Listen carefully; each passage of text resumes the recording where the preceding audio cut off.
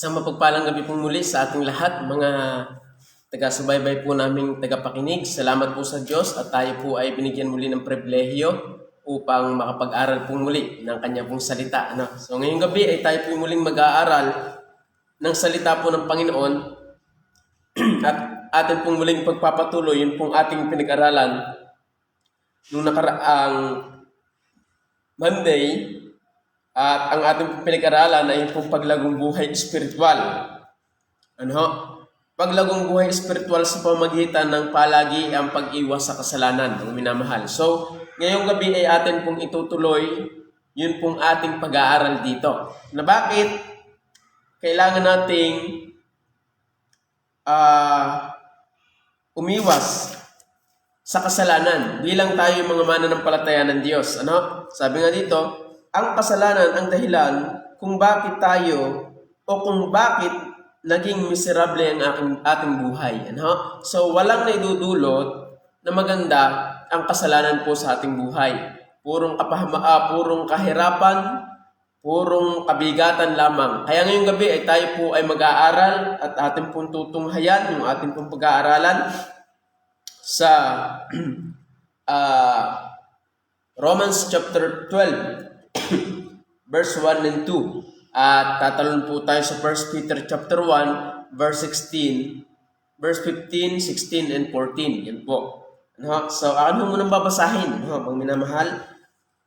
Kaya nga, mga kapatid, ipinamamanhi ko sa inyo, alang-alang sa kahabagan ng Diyos, na inyong iharap ang inyong mga katawan na isang haing buhay, banal, nakaaya-aya sa Diyos na siya ninyong katampatang pagsamba. Yan po yung sabi.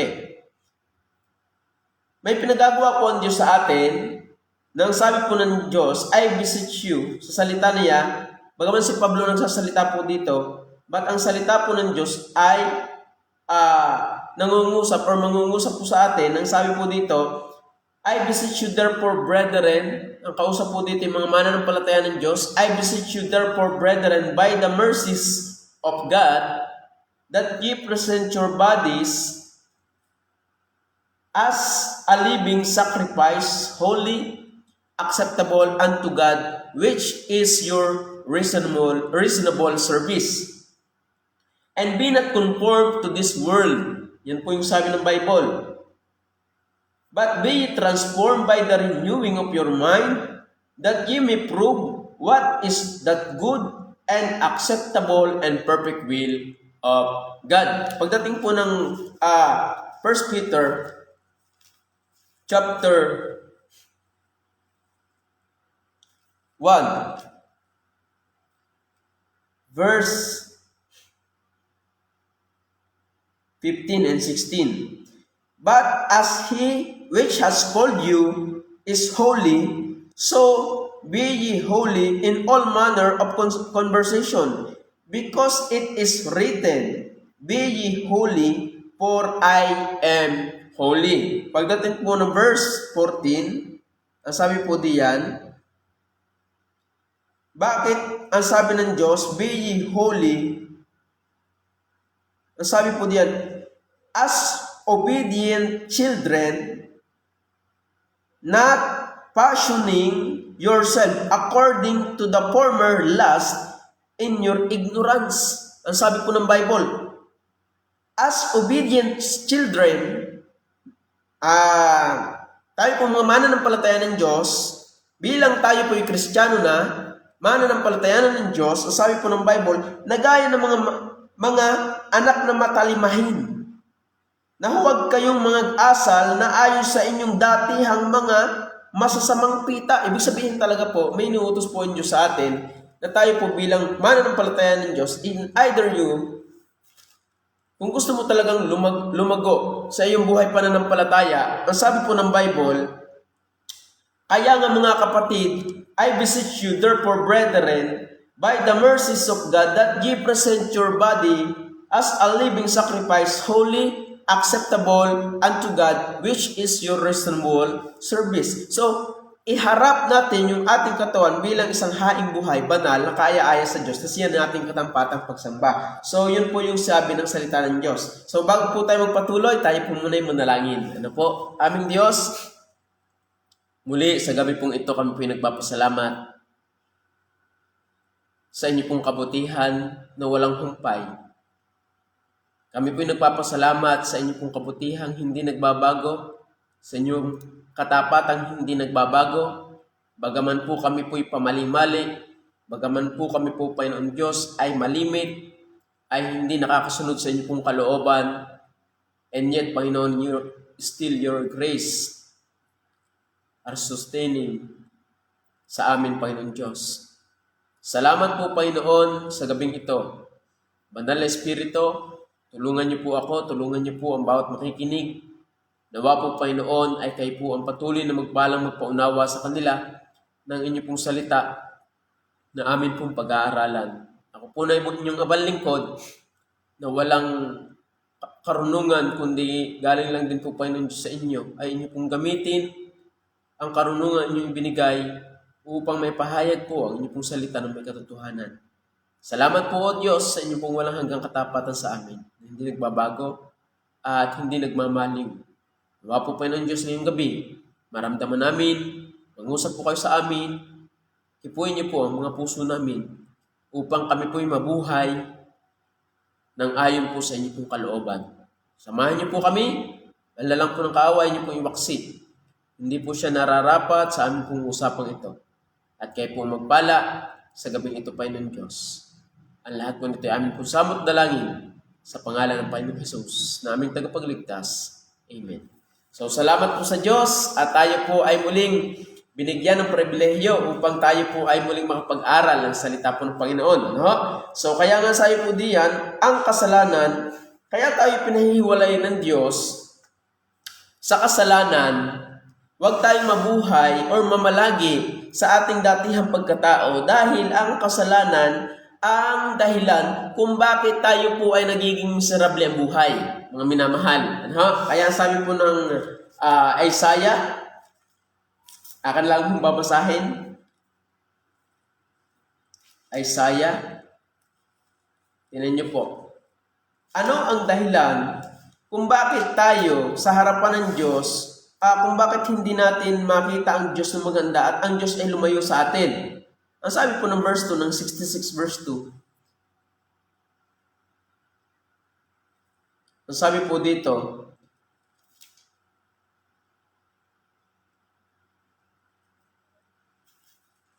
verse 2 ba yun? Sabi po dito ng Bible,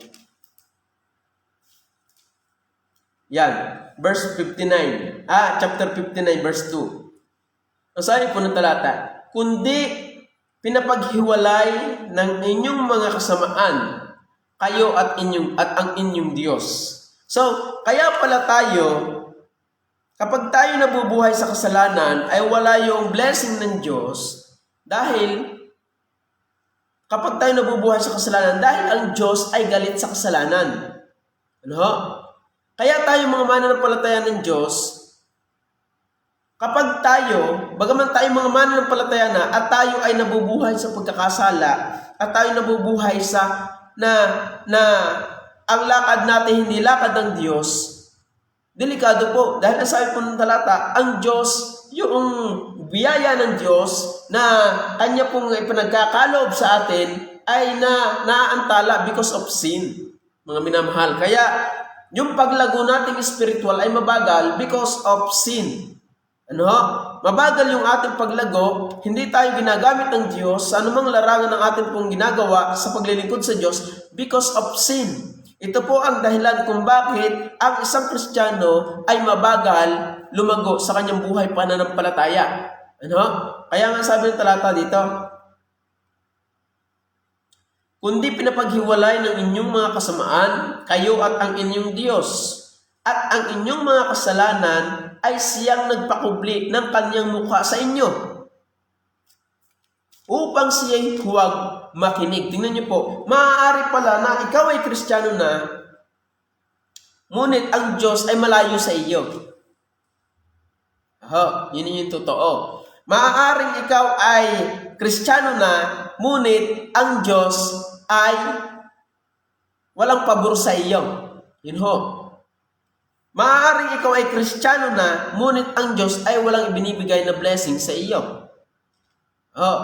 Maaaring ikaw ay Kristiyano na, ngunit ang buhay mo ay nasa kasalanan pa. Ano? So, maaaring ikaw ay Kristiyano, ngunit ang buhay mo ay nasasanay kang nabuhay sa kasalanan. At delikado po yan. Ewan ko kung ikaw lang palagi ay kinasanay sa kasalanan. But, ang sabi diyan ng talata, kundi pinapaghiwalay ng inyong mga kasalanan, kayo at ang inyong Diyos. Ano ang talagang dahilan kung bakit ang tao, una, ay walang biyaya ang Diyos dahil ng kasalanan, na ito ang dahilan kung bakit tayong mga mananampalataya ng Diyos, maging hindi mananampalataya ng Diyos, ay subject dito na tayo ay mabuhay na nasa kalooban ng Diyos. Ano? Kaya sabi ng talata, balik po tayo sa Roma. At atin itong hihiwag-hiwagin, nag-utay-utayin natin are. Ang sabi ho din Romans chapter 12. Kaya nga mga kapatid, ipinamamanig ko sa inyo, alang-alang sa kahabagan ng Diyos, na inyong iharap ang inyong katawan na isang haing buhay, banal. Number 1 po natin puntos, live a holy life. Ano sabi po? Paglagong buhay spiritual sa pamamagitan ng palagi ang pag-iwas sa kasalanan. So kapag ikaw ay umiiwas sa kasalanan, ang tendency po na yan, nabubuhay ka ng may kabanalan. Mga minamahal. Yun po yung tendency. Dahil dalawa lang po ang ating gagawin dito sa mundo. Pag tayo nabubuhay, kung ikaw hindi anak ng Diyos, nabubuhay ka sa kasalanan. At kung ikaw ay anak ng Diyos, dapat at responsibilidad nating mga mananampalataya ng Diyos na tayo'y nabubuhay sa kabanalan. Yun po yung sabi ng Bible. Bilang ikaw ay niligtas ni Kristo, bilang ikaw ay nakakilala sa Panginoong Hesus, bilang ikaw ay nabago ang buhay, dapat tayo nabubuhay sa kabanalan. Kaya nga sabi ng 1 Peter, ang panawagan po sa atin, 1 Peter chapter 1, sabi po dito, ngunit yamang banal ang sa inyo'y tumawag. Sino po? Ang Diyos. So, kung gusto po talaga nating lumago sa ating buhay pananampalataya o buhay spiritual, at sa pananampalataya po natin gusto natin tayo lumago, ay maging hiwalay po tayo sa kasalanan. Huwag po tayong mabuhay na naglulubalog sa kasalanan. At kung tayo po nagkakasala, tayo po lumapit sa Diyos. Tayo po humingi ng tawad sa Diyos dahil ang Diyos po yung mapagpatawad ng sangana. Kaya nga sabi ng 1 John 1:9, kung ating ipapahayag ang ating mga kasalanan, ay tapat at banal siya na tayo patatawarin. Why? Because of the Lord Jesus Christ. Hindi dahil ng ating sarili, kaya tayo patatawarin ng Diyos sa ating nagagawang kasalanan, kundi dahil ng Panginoong Jesucristo na nasa sa ating buhay. Kaya nga sabi ng Bible dito, ngunit yamang banal ang sa inyo'y tumawag, ay magpakabanal naman kayo sa lahat ng paraan ng pamumuhay. Yun po yung sabi ng Bible. Yamang banal ang sa ating tumawag, ay magpakabanal naman tayo sa lahat ng paraan ng ating pamumuhay. Sapagkat nasusulat, kayo'y magpakabanal sapagkat ako'y banal. Yun po yung sabi ng Bible. So kung paglagong buhay spiritual, sa pamamagitan ng palagi ang pag-iwas sa kasalanan, para ikay makaiwas sa kasalanan, mabuhay ka ng may kabanalan. Yun po yung sabi ng Bible Hindi po yung sabi ko. Sabi po yan ng Biblia. Kaya nga sabi ng talata, I beseech you, therefore brethren. Ito'y Kristiyano po nga nakausap dito sa Book of Roma. Si Apostle Pablo po ang nagsulat mo nito. I beseech you therefore brethren, by the mercies of God, that ye present your bodies as a living sacrifice, holy. Ano? Alam niyo ho, kaya po tayo po, pag naglilingkod sa Diyos, ay tikhuin. Kaya po tayo po ay pag naglilingkod sa Diyos, ay para bagang himatlugin. Alam niyo po yung term ng himatlugin, para bagang lungkuyin pagka naglilingkod sa Diyos. Alam niyo po, Sa, sa, sa harapan po ng Diyos, ito po yung walang kwentang paglilingkod. Why? Dahil ang kakaharapin mo ay Diyos na banal, dapat ang iyong pagharap sa presensya ng Diyos ay dapat ay ayos. Alam niyo po, nung si Nehemiah po ay humarap sa sa hari. Napansin po ng hari na ba'y malungkot ang iyong mukha. Alam niyo po, kapag ikaw ay humarap ng malungkot, bagaman si Nehemiah po ay nagkaroon ng pabor ng Diyos. Bawal na bawal pong humarap sa hari na ikaw ay nakabangibi ang iyong mukha. Bawal na bawal sa hari, yung hari. Sa ibang bansa, bawal na ikaw ay nakabangibi, nakasimangot, malungkot ang mukha. Bawal na bawal po yan. So, ang sabi po dito, I beseech you therefore, brethren, by the mercies of God, that ye present your body a living sacrifice. Buhay, banal. Hindi yung naglilingkod ka ng walang buhay. Kaya maraming mga mananampalataya ng Diyos, pag naglilingkod ay walang buhay dahil nabubuhay sa pagkakasala. Nabubuhay. Tingnan niyo po, pag naghahandog, ang gusto yung walang kapintasan. Pag naghahandog po sa Diyos, sa tabernakulo, walang kapintasan. Pag naghahandog po sa Diyos. So dapat ihandog po natin yung ating sarili as a living sacrifice at holy. Hindi po naghahandog ng patay. Kung niyo pong mababasa, yung Old Testament, pag naghahandog po yung buhay, doon po pinapatay. Dahil walang kwenta o pagpatay na. So, kaya maraming mga mananampalataya ng Diyos, sa paglilingkod ay walang kwenta ang paglilingkod, walang init ang paglilingkod sa Diyos,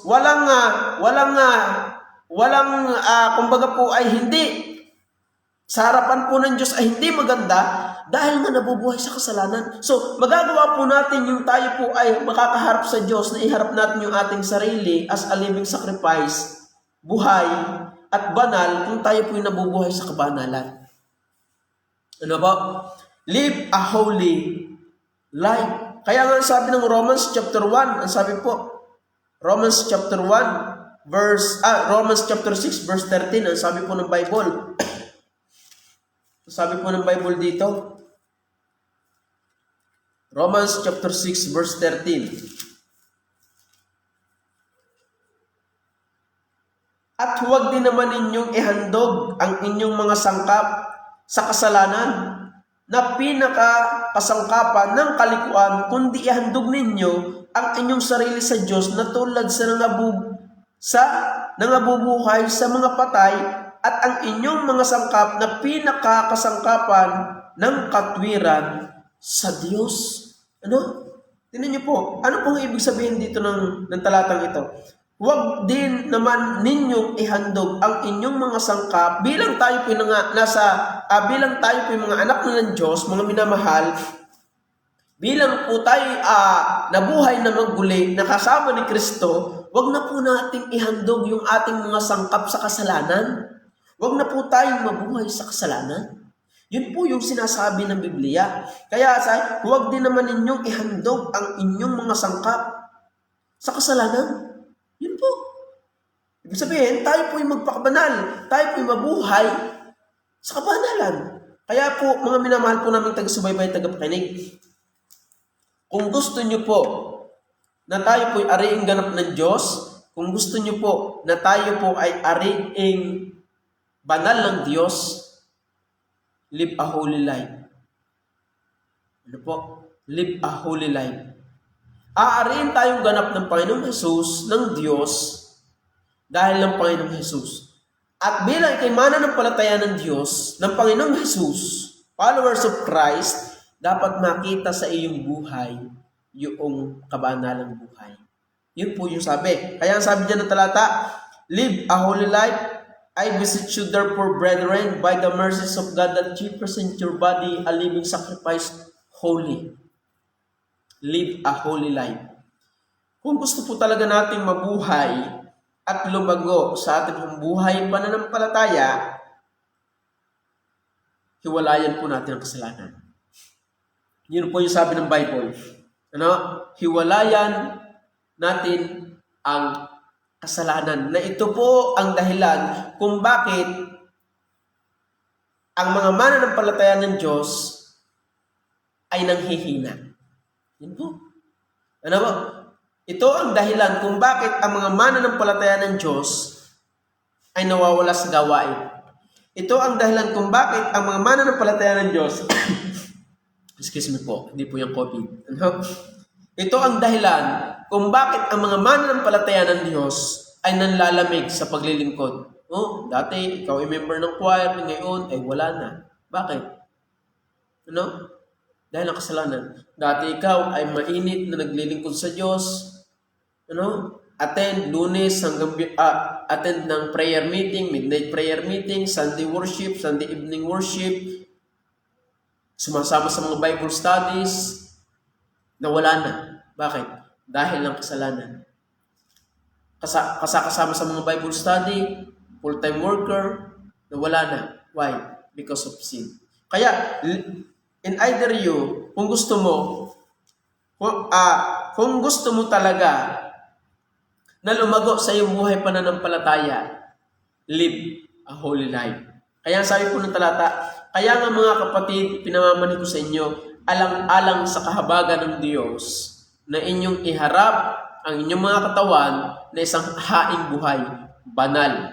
Yan po yung sabi, holy. At ito daw yung nakalulog sa amin, sabi ng talata, acceptable unto God, which is your reasonable service. Ngayon, meron palang hindi reasonable, meron palang hindi karapat-dapat na pagsamba. At kapag kayong pagsamba mo, at kapag tayo ay naglilingkod, kahit tayo naglilingkod na tayo nabubuhay sa kasalanan, hindi nalulugod ang Diyos diyan. Hindi po nalulugod ang Diyos sa kasalanan. Ano? Hindi po ang Diyos masaya sa kasalanan. Ngayon, kung tayo mga mananampalataya ng Diyos, na nagsasabi ka, nagkiklaim ka, na ikay mananampalataya ng Diyos, dapat hindi ka na rin masaya diyan.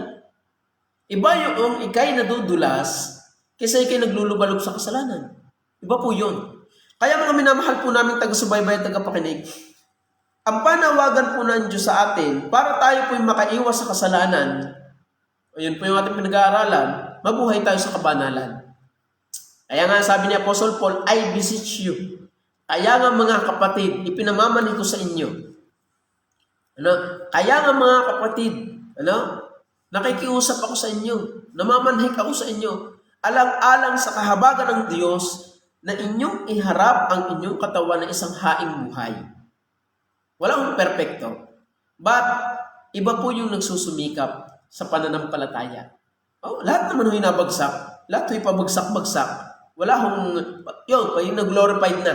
Pag tayo pinalitan na ng bagong katawan, yun po, doon na tayo talaga 100% masusunod natin ang Diyos. But, kapag nandito ka po sa lumang pagkatao, nandito pa po tayo sa ating katawang laman na ito, meron pong battle. At kung nakakaranas ka po na yan, mapalad ka. Merong labanan. Dual nature po ang mga mananampalataya ng Diyos ngayon. Dual nature. Yung ating lumang pagkatao at ating bagong pagkatao. Yung ating bagong pagkatao na gustong sumunod sa Diyos at yung ating lumang pagkatao na ayaw sumunod sa Diyos. At kapag tayo po, mga minamahal po naming taga-subaybay at tagapakinig, ay nabubuhay sa kabanalan, lumalakas po yung ating lumang pagkatao. Pag tayo nabubuhay sa kasalanan, lumalakas po yung ating lumang pagkatao. Pero pag tayo po nabubuhay sa kabanalan, ang lumalakas po ay yung ating bagong pagkatao na na kay Kristo. No? Kaya po mga minamahal po namin taga-subaybay at tagapakinig, ang ating pong pag-aaral ay paglagong, palagi ang pag-iwas sa kasalanan. Nandiyan po lamang ang kasalanan. Ano? Nandiyan po ang tukso. But, papaano natin maiiwasan yung tukso? Ano? Live a holy life, mga minamahal.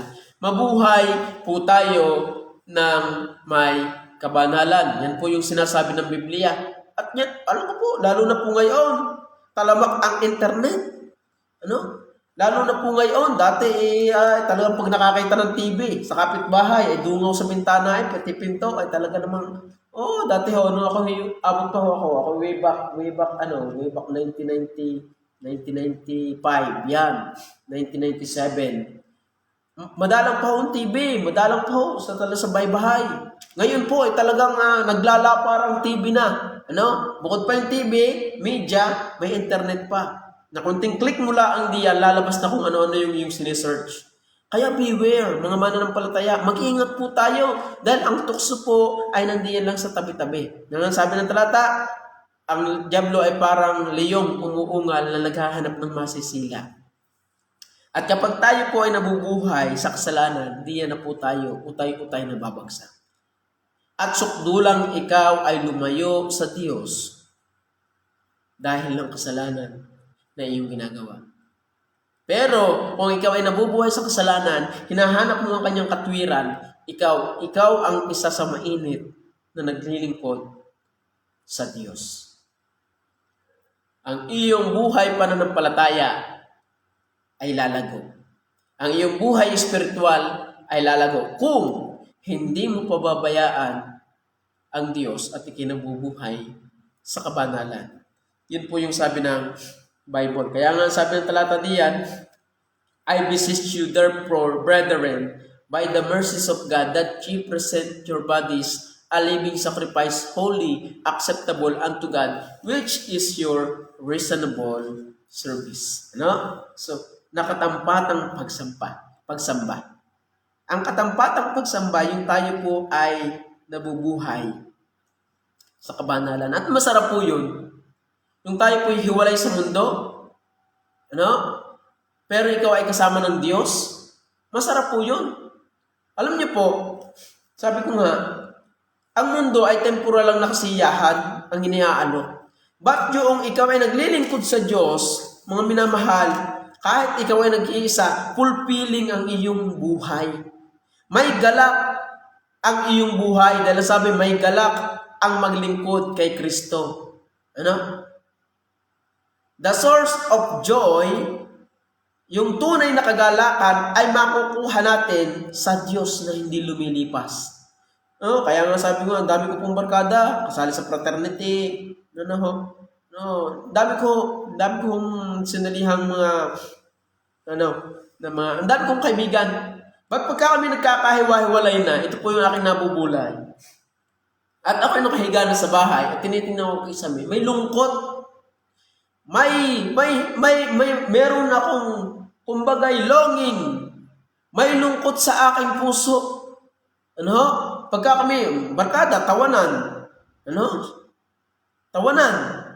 Magkakasama at kalukuhan pang pinaghuhuntahan. Ba't pag kami nagkakahiwa-hiwalay na, at pag uwi ko sa bahay, pag ako'y tutulog na at ako'y nag-iisa, merong longing sa aking buhay. Na yung pala ang magpupuno noon ay ang Diyos lamang. Ang Diyos ang source of joy. At kapag lumayo ka sa Diyos na nagbibigay ng kagalakan ng buhay, yari ka. Kalungkutan, ang sasa iyo. At miserable, sabi nga, ang kasalanan ang dahilan kung bakit tayo o kung bakit naging miserable ang buhay ng tao. Tama naman. Dahil sa time pa lang ni Adan at Eva, lahat ay provided na ng Diyos sa halamanan ng Eden. Di ba? Mga prutas, provided po yun. Excuse me po. Lahat po provided. So, nung si Adan at Eva ay bumagsak sa kasalanan, anong ginawa? Anong nangyari? Yun. Nagbangbang ng lupa, kakain ka sa pawis mo, kakain ka, hanggang ikaw mauwi sa alabok, ang babae, ang daming ginawang pangit ng kasalanan sa ating buhay, na bakit ang tao, maging ang mga mananampalataya ng Diyos, ay yakap-yakap pa rin yan. So, samantalang ang Diyos ay ang daming ginawa na maganda sa ating buhay, and yet ating iniiwanan. Kaya mga mananampalataya ng Diyos, tayo po'y magising sa katotohanan. Tayo po'y bumabagsak. At tayo po'y bumabagsak. Hindi maaaring hindi tayo babagsak. But, kung tayo po'y nakatingin sa Diyos, tayo po'y magpapatuloy. Mawala man sila, pag ikinakatingin sa Diyos, magpapatuloy ka. Nabubuhay ka sa kabanalan. At isa, sa paraan ng Diyos, para tayo makapagpatuloy sa paglilingkuran, ay yung tayo po'y nabubuhay sa kabanalan. Kaya nga ang sabi ng kanta, may galak ang maglingkod kay Kristo, ang puso'y nagpupuri. Bawat oras at araw ay siya ang kagalakan. May galak ang maglingkod kay Kristo. Kaya ang sarap po na tayo po naglilingkod sa Diyos. Bagaman tayo po bumabagsak, wag po nating gawing rason yun upang tayo ay huwag na maglingkod sa Diyos. Kundi bagkos, lalo tayong lumapit sa Diyos, mabuhay ng may kabanalan, maglingkod sa Diyos, para tayo po lumago sa ating buhay pananampalataya. Mahirap lumago pag tayo po ay lalayo sa Diyos lalo. Yung po totoo. Kaya nga sabi ng talata dito, kaya nga mga kapatid, ang kausap po dito yung mga mananampalataya ng Diyos. Kaya hubay mga mananampalataya ng Diyos? Ito po sabi, I beseech you therefore, brethren, by the mercies of God, that ye present your bodies a living sacrifice, holy. Yan po. So, kung tayo po, kung gusto po nating lumago sa ating buhay pananampalataya, lumago buhay espiritual, meron pong pinagagawa ang Diyos sa atin. At ang sabi diyan, pag-iwas sa kasalanan. So, paano natin maiwasan? Mabuhay ka sa kabanalan. Baligtaran lang mo yan. Mabuhay tayo ng naaayon sa kalooban ng Diyos. Kaya nga sabi ng talata, 1 Peter chapter 2 verse 17, kayo'y magpakabanal sapagkat ako'y banal. Yun po. Kaya sabi po ng talata dyan, I beseech you therefore, brethren, by the mercies of God, that ye present your bodies a living sacrifice, holy, acceptable unto God, which is your reasonable service. So, ang gusto pala ng Diyos sa atin, bilang tayo po yung mga mananampalataya ng Diyos, para tanggapin po, para ang Diyos, tanggap na naman po tayo ng Diyos dahil ang Panginoon Jesucristo. But, parang anak, pag ikay nagkakamali, pinapalo ka. Ganun po tayo. Parang anak, pagka binadtrip mo ang iyong magulang, ay bad trip ka din sa kanya. Hindi ka bibigyan ng pagpapala, ng biyaya. So, masarap bigyan ng biyaya, ng blessing, yung anak na masunurin sa Diyos. Yun po. Pero pag kay anak na balasubas, bagaman anak ka, ay galit lagi ang Diyos sa iyo. Galit lagi ang magulang mo sa iyo. Parang ako lang ho dati, ako hindi pa mga mananampalataya ng Diyos, ako ho ay magagalit ho sana magulang. Sasagutin ko naman ho, ang uwi ko ni hapon pag sinagot ko. Dahil hindi lang humura, may hampas pa. So, ang uwi ko na ho yun ay hapon. Doon ako pupunta sa aking sanggang dikit kay Christopher. Pupunta ako doon. Doon ako kakain ng tanghalian. Ay barkada ko doon kami lakwatsa maghapon. Ang uwi ko na ay hapon. At hibas na ang galit. So, kakain na lang. So, kaya, kung gusto natin na ang Diyos ay patuloy na malugod sa atin, ang sabi po niya, which is your, sabi po ng talata diyan, that ye present your bodies a living sacrifice, holy, acceptable unto God. Nakaaya-aya sa Diyos. Wow, sarap po nun. Masarap na ang Diyos ay nalulugod sa atin. Mahirap kasi pag laging galit ng Diyos sa atin Yung ang Diyos ay mabigat ang kamay ng Diyos sa atin. Sabi ko nga, bagaman ikay anak, laging mabigat ang kamay sa iyo ng iyong magulang dahil ikay masuwaying anak. Pag hihingi ng 5 piso, hindi ka bibigyan. Sa 20 lang, ibibigay sa iyo. Hindi ka bibigyan. Why? Dahil mas matigas ang ulo mo Ganun din pagka tayo bilang mga mananampalataya ng Diyos, pagka matigas ang ulo natin sa Diyos, tayo nabubuhay sa kasalanan, yung blessing ng Diyos ay naaantala para sa atin. At isa sa blessing ng Diyos, yung ikipalaguin niya sa iyong buhay pananampalataya. Kaya yung nawawala because of sin. Nabubuhay tayo sa pagkakasala. Kaya ang sabi ng Diyos, holy, acceptable unto God. Iharap natin yung ating katawan na isang haing buhay, banal. So, kung gusto natin tayo makaiwas, palagi ang makaiwas sa kasalanan, tayo po'y magpakabanal. Dahil yung pagpapakabanal, ito po, pag tayo po'y nabubuhay sa kabanalan, syempre ginagawa po natin yung kalooban ng Diyos. Syempre, ginagawa po natin yung mga inuutos ng Diyos. So, pag tayo nabubuhay sa kasalanan, taliwas po yan. Hiwalay ka sa Diyos. Kaya nga, sabi ng talata ng Isaiah 59, nabasa po ulit natin, hindi po yung COVID.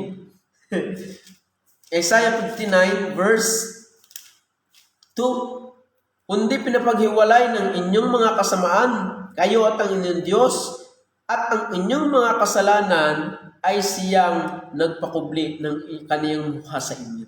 Tingnan niyo po, yung ating mga kasalanan ay nagpakubli ng mukha ng Diyos sa atin. Kaya salamat po sa Diyos na mayroong salita niya. Salamat sa Diyos na mayroong Biblia. Salamat sa Diyos na mayroon po tayong inaaral na Biblia na ito po ang tungtungan ng ating pong paniniwala, hindi po sa sabi-sabi. Ano? Ito po ang Biblia, ito po yung tungtungan ng ating pong paniniwala. Kaya salamat po sa Diyos na tayo po binigyan niya ng pribilehiyo at biyayang malaman yung kanyang mga salita. Ano? Kaya nga, live a holy life. Kaya nga sabi pa ng Leviticus chapter 11, sabi po dito, chapter 11 verse 44. Yan, lupas na. Sabi po dyan, sapagkat ako ang Panginoon ninyong Diyos. Yan po, sapagkat ako ang Panginoon ninyong Diyos. Magpakabanal nga kayo at kayo'y maging mga banal. O, sabi ng utos ng Diyos sa atin, sapagkat ako ang Panginoon ninyong Diyos, magpakabanal nga kayo. Yun po yung sabi. Magpakabanal. Therefore, may utos talaga ang Diyos sa atin. So, kung gusto talaga nating mabuhay na hiwalay sa kasalanan, dapat tayong mabuhay sa kabanalan. Yun po yung sabi ng talata. So, number 2, ang sabi po ng talata,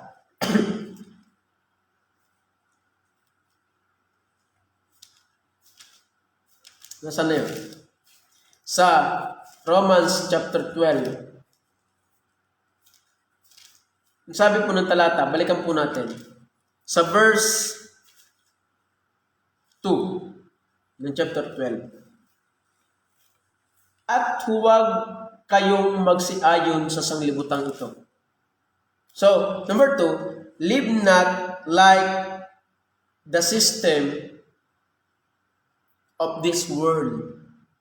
Huwag tayong mabuhay na katulad ng sistema ng mundong ito. Yun po yung sabi. Ang sabi, at huwag kayong and be not conformed to this world. Yan po. And be not conformed to this world.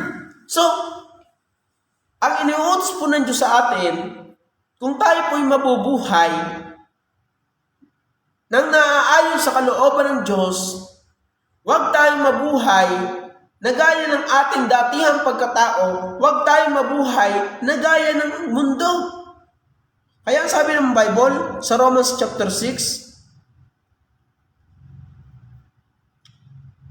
Acts chapter 2 verse 40 muna. Sabi po dito ng talata, Acts chapter 2 verse 40. Ang sabi po ng talata rin eh,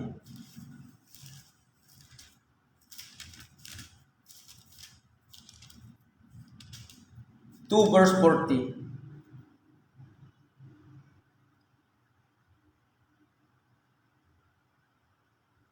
At sa iba pang maraming salita ay nagpapatotoo siya at nangangaral sa kanila na sinasabi, magsiligtas kayo sa likong lahing ito. Ayun po sabi ng Bible, magsiligtas kayo sa likong lahing ito. Ibig sabihin, itong mundong ito'y masama yung sistema or pamamalakad ng mundo. Dahil ang namumuno po din sa mundo ay si Satanas. Ano? God of this world. Hindi po yung buong mundo. Ito ang sistema ng mundo. Si Satanas po ang nangunguna diyan. Kaya ang sabi po, live not like the system of this world. Huwag tayong mabuhay na kagaya ng pamumuhay or sistema ng mundong ito. Kaya ang sabi po diyan ng Roma, chapter 6. Ang sabi po ng Roma, chapter 6. Medyo mahaba lang ho, takan babasahin. Sabi po din ano nga ang ating sasabihin? Magpapatuloy pa baga tayo sa pagkakasala upang ang biyaya ay makapanagana? Yun po yung tanong Pananong, si Apostol Paulo sabi, ano nga ang ating sasabihin? Mapapatuloy baga tayo sa pagkakasala upang ang biyaya ay makapanagana? Yun ang sabi, huwag nawang mangyari. Tayong mga patay na sa pagkakasala, paano nga tayo mabubuhay pa riyan? Tingnan niyo po, kung tayo ay nabuhay na kalakip ni Kristo, dapat tayo po hindi na nabubuhay sa sistema ng mundong ito. Kaya sabi po ng Bible, hindi ba ganin nyo nalalaman na tayong lahat ng mga nangabautismuhan kay Kristo Jesus ay nangabautismuhan sa kanyang kamatayan?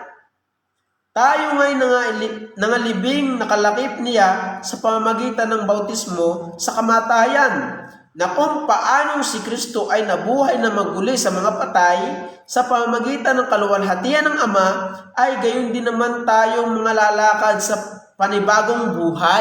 Tingnan niyo po, huwag nawa tayong mabuhay noong yung ating datihang pagkatao. Ano ang ating sasabihin? Makapagpapatuloy pa tayo sa pagkakasala upang ang biyaya ay managana? Huwag nawang mangyari. Dahil sabi po ng talata, sapagkat kung tayo nga ay naging kalakip niya dahil sa kawangisan ng kanyang kamatayan, ay magkakagayon din naman tayo dahil sa kawangisan ng kanyang pagkabuhay na mangguli. Na nalalaman natin na ang ating datihang pagkatao ay kalakip niyang napako sa krus. Yung ating dating pagkatao, wala na yun. Kasama ng inilibing, kasama ng namatay. Ano pang sabi? Upang ang katawang salarin ay magiba at nang sa gayoy, huwag na tayong maalipin pa ng kasalanan. Hindi na po tayo alipin ng kasalanan dahil pinalaya na po tayo ni Kristo doon sa ating datihang buhay, sa ating lumang pagkatao na yun ang masama. Ano pa sabi? Sapagkat ang namatay ay ligtas na sa kamatayan. Sa kasalanan.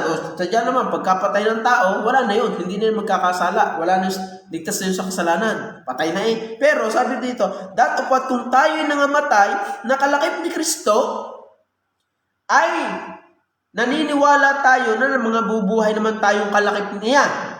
Na nalalaman natin si Kristo na nabuhay na magbuli sa mga patay ay hindi nangamatay, hindi na mamamatay, ang kamatay ay hindi naghahari sa kanya dahil nabuhay siya magbuli. Sapagkat ang kamatayan ay kinamatayan niya ay kaniyang ikinamatay na minsan sa kasalanan, datapot ang buhay na kaniyang ikinabubuhay ay kaniyang ikinabubuhay sa Diyos. Verse 11, ang sabi po ng talata, gayon din naman kayo,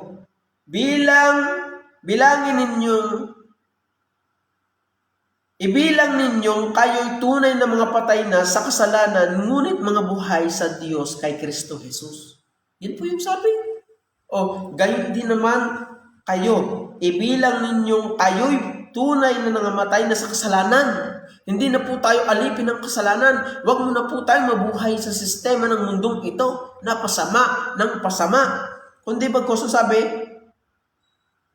po diyan, ibilang ninyong kayo'y tunay na nangamatay na sa kasalanan, ngunit mga buhay sa Diyos kay Kristo Jesus. So kaya mga minamahal, huwag po tayong mabuhay sa sistema ng mundong ito. At alam naman po natin yung sistema ng mundong ito. Uso lahat. Ang sama ng sistema ng mundong ito. lalaki sa lalaki, babae sa babae, madaming asawa, layaw din, layaw doon, lahat na eh. Kaya masama ang sistema ng mundong ito. Yung mundo na nilikha ng Diyos maganda, but yung sistema, yung pamamalakad ng mundong ito yung masama.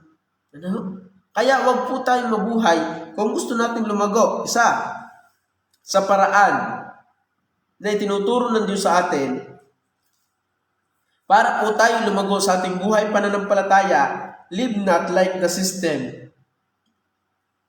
Wag nawa tayo mabuhay na kagaya ng sistema ng mundong ito. Mabuhay tayo, kaya nga sabi ng live a holy life. Live a holy life. Kaya sabi ng talata, at huwag kayong magsiayon sa sanglibutang ito. Pantatlo po. Ang sabi po diyan, live like Christ-minded. Ito ang isa din sa makakatulong sa atin para tayo po ay makapagpatuloy sa paglilingkod. Mabuhay tayo na kagaya ng isip ng Panginoong Hesus na siya nabuhay dito sa lupa. Ano ba ang isip ng Panginoong Hesus? Basahin muna natin yung verse 12. At huwag kayo magsiayon sa sanlibutan ito, kundi mag-iba kayo sa pamamagitan ng pagbabago ng inyong pag-iisip. So, ang pag-iisip ng Diyos ay yung kabanalan. Sundin yung kalooban ng Diyos. Na ito yung na dito nalulugod ang Diyos. Tingnan niyo po ang isip ng Panginoong Hesus. Matthew 10, verse 10. Matthew 6:10.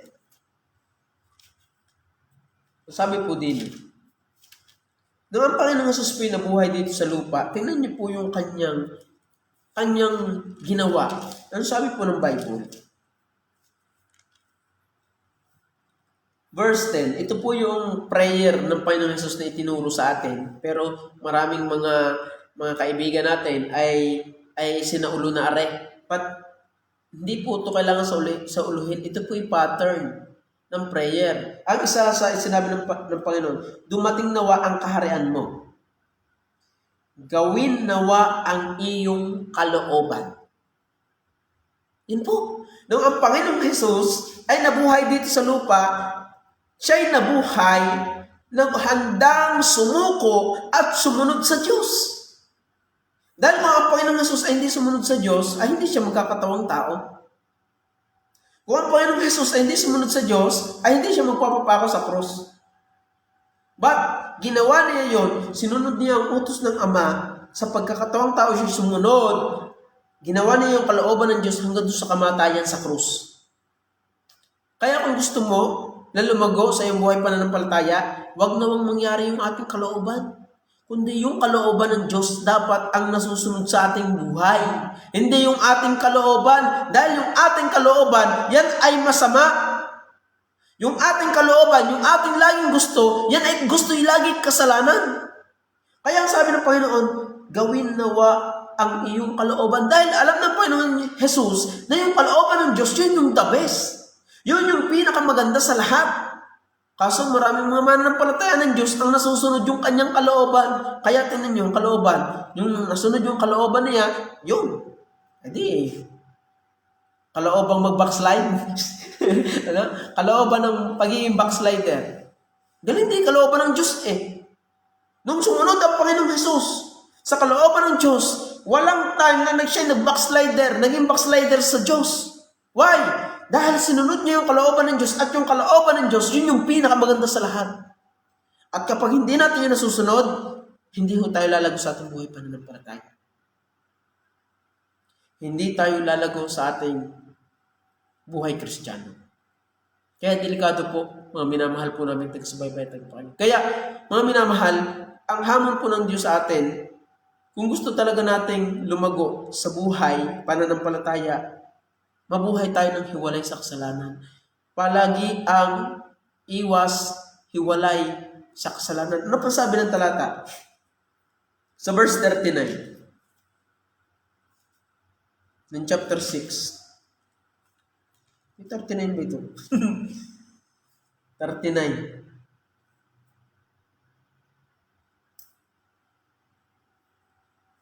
Matthew chapter 6 verse 39. Aba, isa lang ay kopya. Yan, dito po tayo sa John, chapter 5, verse 30. Baka nandito yun. Nagkamali lang ang kopya. Ang sabi po dito ng talata, John chapter 5, verse 30.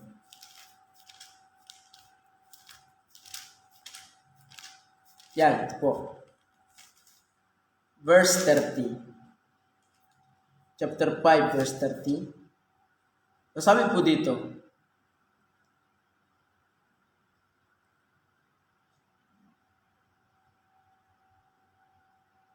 John 5:30. Sabi po ng talata, hindi ako makagagawa ng anuman sa aking sarili. Kumahatol ako ayon sa aking naririnig at ang paghatol ko'y matuwid sapagkat hindi ko pinaghahanap ang aking sariling kalooban, kundi ang kalooban niya ang nagsugo sa akin.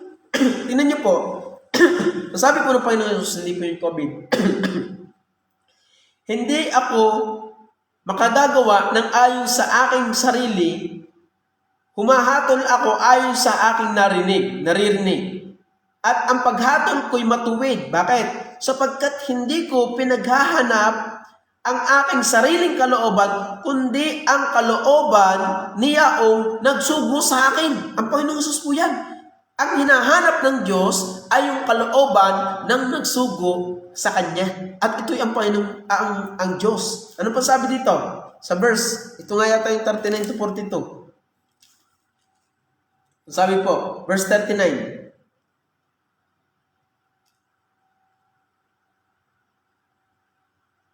Ay, hindi rin eh.